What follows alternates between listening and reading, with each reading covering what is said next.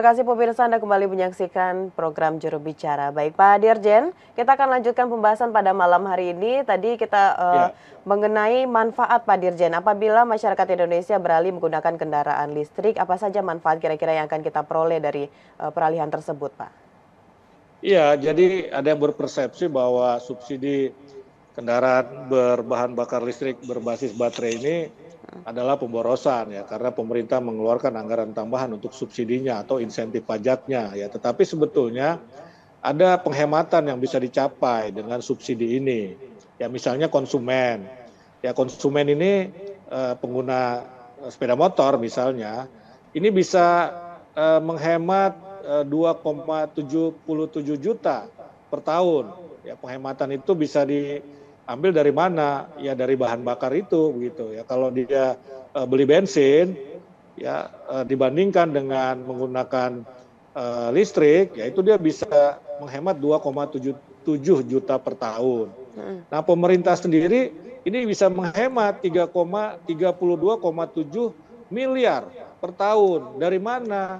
Dari subsidi bensin, subsidi BBM. Kan BBM disubsidi ya oleh pemerintah kan, untuk yang jenis tertentu.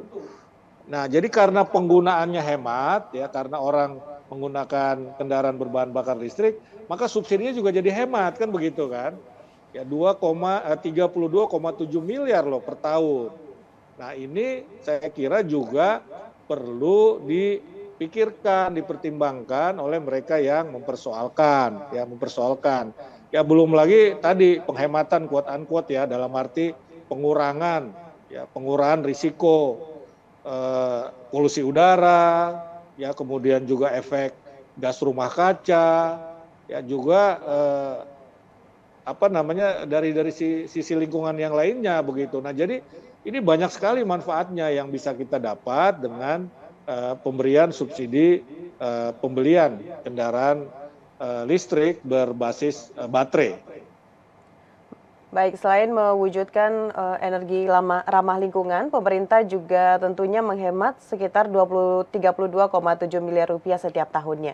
Baik Pak Dirjen, selanjutnya mengenai skema pemberian bantuan tersebut, bagaimana dari sisi produsen dan juga pada masyarakat, dan apakah pemerintah ini mempunyai prioritas gitu Pak untuk memberikan subsidi tersebut kepada produsen tertentu atau bagaimana Pak Dirjen? Ya, jadi ada skema bantuan ini dari sisi produsen sampai ke konsumen ataupun masyarakat. Nah, yang pertama produsen kendaraan berbahan bakar listrik berbasis baterai ini yang ada di dalam negeri, ini akan mendaftarkan jenis kendaraan yang akan dimasukkan ya dalam program ini dengan ketentuan telah memenuhi TKDN 40%. Ya, jadi ini ketentuan TKDN 40% saja sudah menguntungkan negara nih. Karena kita akan membeli produk-produk dalam negeri ya untuk perakitan kendaraan berbahan bakar listrik ini. Ya, kemudian lembaga verifikasi akan melakukan verifikasi terhadap Vehicle Identification Number atau VIN atau VIN yang disesuaikan dengan TKDN. Nah, selanjutnya dilakukan pendataan melalui dealership dan berkoordinasi dengan himpunan bank milik negara atau Himbara terkait proses verifikasi. Nah, kemudian bantuan pemerintah adalah 7 juta rupiah per unit untuk pembelian 200.000 unit kendaraan sepeda motor listrik baru dan 7 juta rupiah per unit untuk konversi 50.000 sepeda motor konvensional berbahan bakar fosil ke listrik di tahun 2023. Jadi bisa juga kita modifikasi mesinnya itu ya supaya kompatibel untuk bahan bakar listrik. Kemudian bantuan pemerintah ini diutamakan sekali lagi bagi pelaku usaha mikro, kecil, menengah atau UMKM, termasuk pelanggan listrik 450 sampai 900 VA agar mendorong produktivitas dan efisiensi UMKM. Kemudian untuk syarat konversi motor listrik ada 3. Yang pertama motor dengan kondisi prima atau layak jalan. Kedua, motor dengan kapasitas mesin ya atau kubikel sentimeter 110 sampai 150 cc. Kemudian ya motor gede atau moge tidak termasuk tentunya begitu. Dan motor harus dengan administrasi yang masih dilengkapi seperti STNK, BPKB, kemudian nomor kendaraan legal, dan KTP pemiliknya.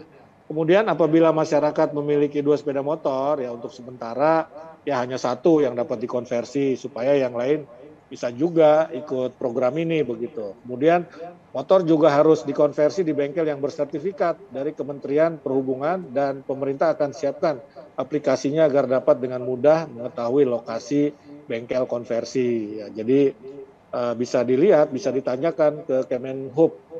Kemudian sedangkan untuk pembelian motor listrik baru, untuk konsumen yang berhak mendapatkan bantuan subsidi dalam pembelian motor dan mobil listrik, diantaranya pembeli akan datang, kemudian dealer akan memberikan nomor induk kependudukan NIK pada KTP. Nah, kemudian di situ akan dilihat apakah dia calon pembeli masyarakat berhak dapat bantuan. Apabila setelah dicek dalam sistem berhak, ya tentu akan mendapatkan bantuan dengan langsung adanya pemotongan harga. Nah, kemudian dealer input sesuai dengan prosedur dan ajukan klaim insentif ke Bank Himbara. Lalu Himbara periksa kelengkapan, dan apabila selesai Himbara bayar insentif bantuan ke produsen. Ya, jadi nilainya berapa? Misalnya tadi 7 juta ya. Jadi bisa klaim ini dealer ya untuk mendapatkan penggantiannya dari Bank Himbara. Nah, kira-kira begitu prosedurnya. Baik, tentu dengan skema yang Bapak sampaikan tadi itu menutup kemungkinan bahwa adanya target atau sasaran dari subsidi kendaraan listrik tersebut yang tidak tepat sasaran begitu Pak Dirjen, Betul karena sekali, pemerintah betul sudah sangat sekali. mengatur Iya, secara detail. iya. Bagus Pak Dirjen, setelah ini kita akan membahas lagi mengenai bagaimana ekosistem kendaraan listrik serta bahan baku di Indonesia, namun kita akan jeda pariwara sejenak. Pemirsa tetap di program Juru Bicara.